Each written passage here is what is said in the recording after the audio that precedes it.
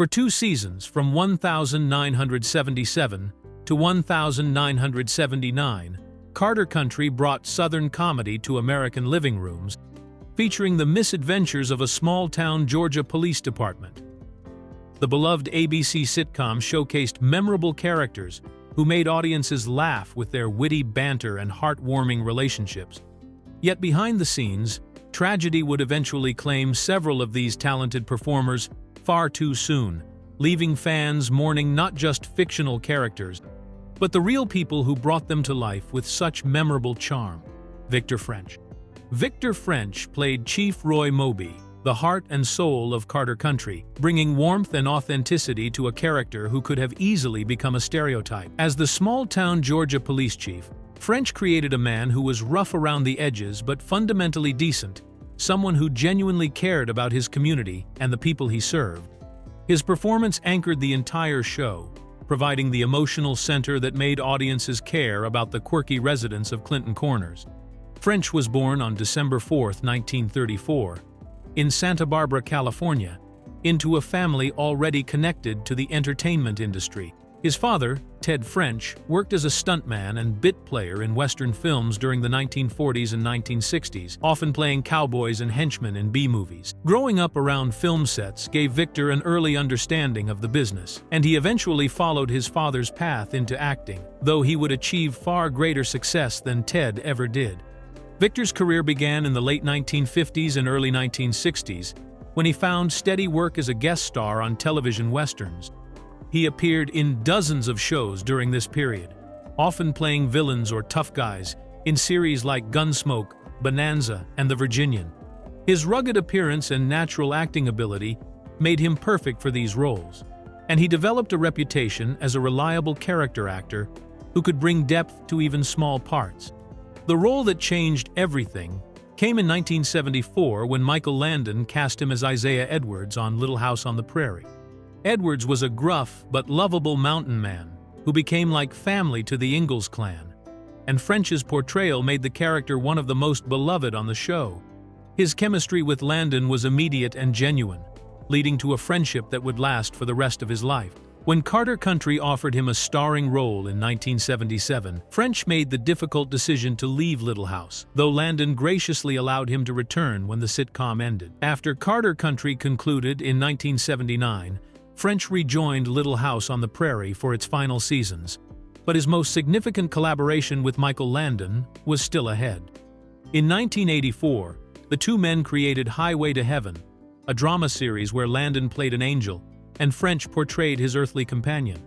The show ran for 5 successful seasons and showcased French's ability to handle both comedy and serious dramatic material.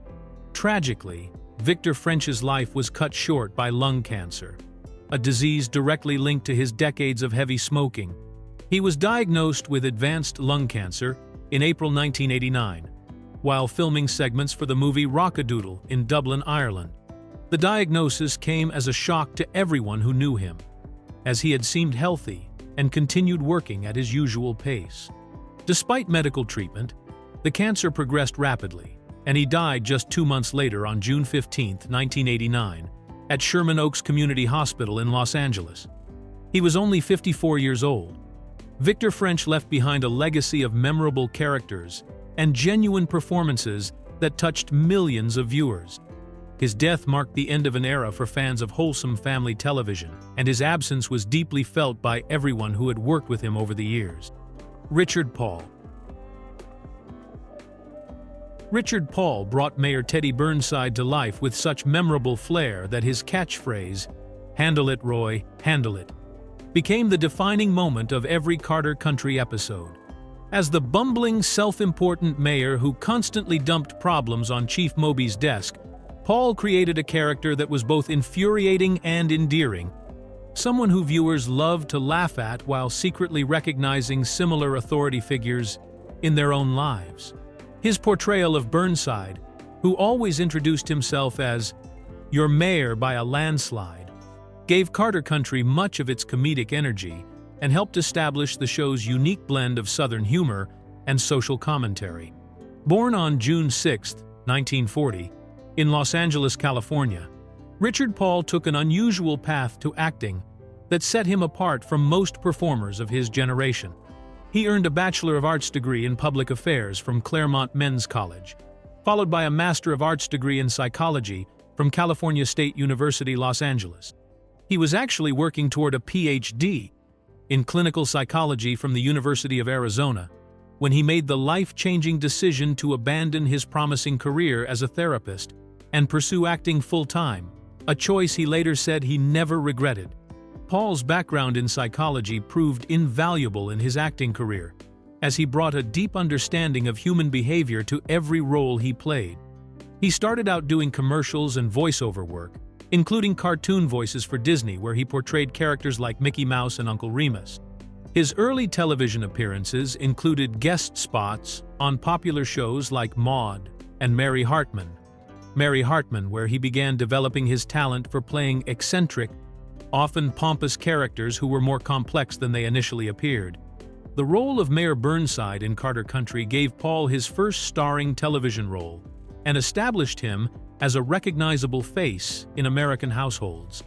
After the show ended in 1979, he continued working steadily in television and became a familiar presence on game shows, particularly as a frequent panelist on Match Game from 1978 to 1982.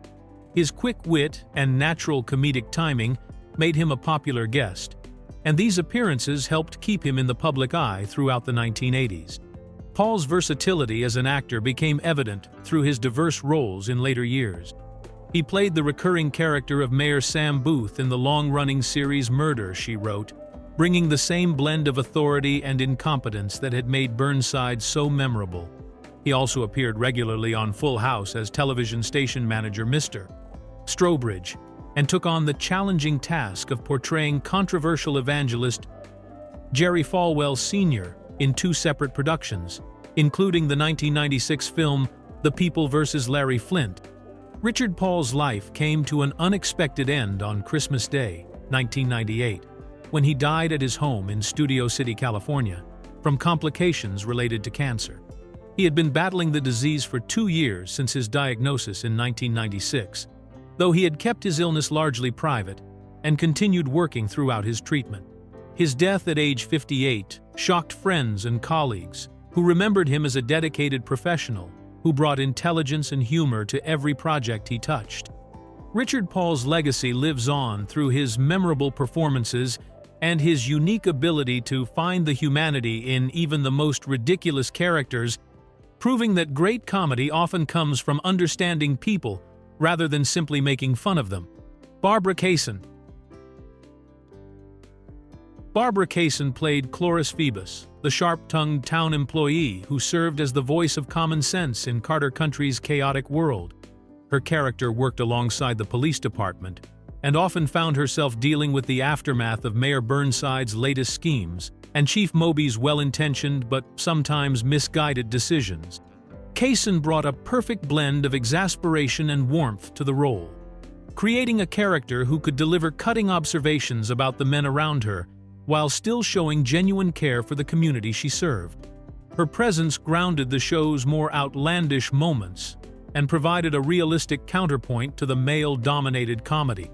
Born on November 15, 1928, in Memphis, Tennessee, Barbara Kaysen came from a family with deep Southern roots. Her mother was Helen Louise Phoebus, and her father was Charles Carroll Kaysen, giving her the kind of authentic Southern background that would later serve her well in roles like Cloris Phoebus. She began her entertainment career in the 1950s, working in local theater and television in Memphis, where she helped co-found and run the Front Street Theater. This early experience in live theater taught her the discipline and versatility that would become hallmarks of her later television career. In 1967, Kaysen made the significant decision to move to New York City, where she became deeply involved in both Broadway and off-Broadway theater productions. Her stage work during this period included a starring role in the critically acclaimed production of Noel Coward's musical revue, O Coward, which ran from 1972 to 1973. This production showcased her ability to handle sophisticated material and helped establish her reputation as a serious theatrical performer. Her theater background gave her a strong foundation in character development and timing that would prove invaluable when she transitioned to television work. The early 1970s marked Kaysen's move to Los Angeles, where she began building what would become an impressive television resume. She appeared in cult films like The Honeymoon Killers in 1969, Cold Turkey in 1971, and Exorcist II: The Heretic in 1977, often playing supporting characters who left lasting impressions despite limited screen time. Her television work included guest appearances on popular shows of the era, and she had a notable role in the movie House of Dark Shadows in 1970, where she played Mrs. Johnson when the original actress couldn't take the part. After Carter Country ended in 1979, Kaysen continued working steadily in television, with her most prominent role being Ruth Shandling on It's Gary Shandling's Show from 1986 to 1990. This recurring role allowed her to showcase her comedic timing on a regular basis and introduced her to a new generation of viewers. She also made appearances on numerous other television series throughout the 1980s, building a reputation as a reliable character actress who could bring depth and authenticity to any role. Barbara Kaysen's life came to a sudden end on June 18, 1990, when she suffered a heart attack at age 61 in Los Angeles. Her death was unexpected and shocked her colleagues in the entertainment industry, who remembered her as a consummate professional with a generous spirit. She was married to actor Dennis Patrick at the time of her death, and their partnership had been both personal and professional. Barbara Kaysen's legacy lies in her ability to bring authenticity and humanity to every character she portrayed, proving that supporting roles could be just as memorable and important as leading parts. Harvey Vernon. Harvey Vernon took on one of television's most challenging and controversial roles as Deputy Jasper DeWitt Jr. in Carter Country, playing a character who was openly racist and a member of the local Ku Klux Klan chapter. What made this role so complex and important was that the show used DeWitt to examine the reality of racism in the post-civil rights era South, while also hinting that his extreme views might be a cover for keeping watch on dangerous extremist activities. Vernon had to walk a difficult line between making the character believable and reprehensible without glorifying his attitudes, and he managed to create a performance that served the show's larger purpose of addressing serious social issues through comedy. Born on June 30, 1927, in Flint, Michigan, Harvey Vernon grew up far from the southern setting where he would later become famous.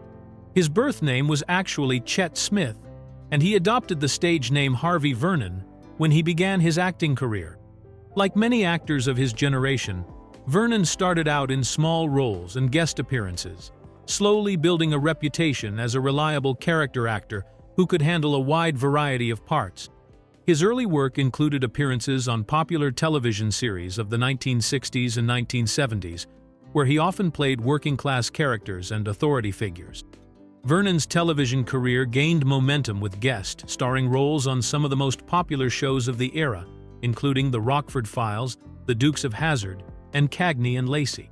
These appearances showcased his ability to bring authenticity to blue-collar characters and law enforcement officials, skills that would serve him well when he was cast in Carter Country.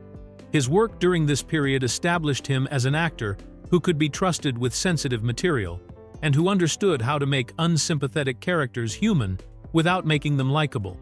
The role of Deputy DeWitt in Carter Country represented both the peak and the most challenging aspect of Vernon's career. The character required him to deliver racist dialogue and portray attitudes that were deeply offensive, all while serving the show's goal of exposing and criticizing these very beliefs. Vernon approached the role with professionalism and understanding of its importance to the show's social commentary, creating a character who was clearly wrong but still recognizably human. This performance demonstrated his range as an actor and his willingness to take on difficult material for the sake of meaningful storytelling. After Carter Country ended in 1979, Vernon continued working steadily in both television and film throughout the 1980s and 1990s. He appeared in the popular comedy Teen Wolf in 1985 and had a memorable guest appearance on Star Trek Deep Space Nine in the episode Equilibrium, showing his ability to work across different genres. He also appeared on Highway to Heaven, The Golden Girls, and The Larry Sanders Show, proving that casting directors were able to separate him from his controversial Carter Country character and appreciate his versatility as a performer.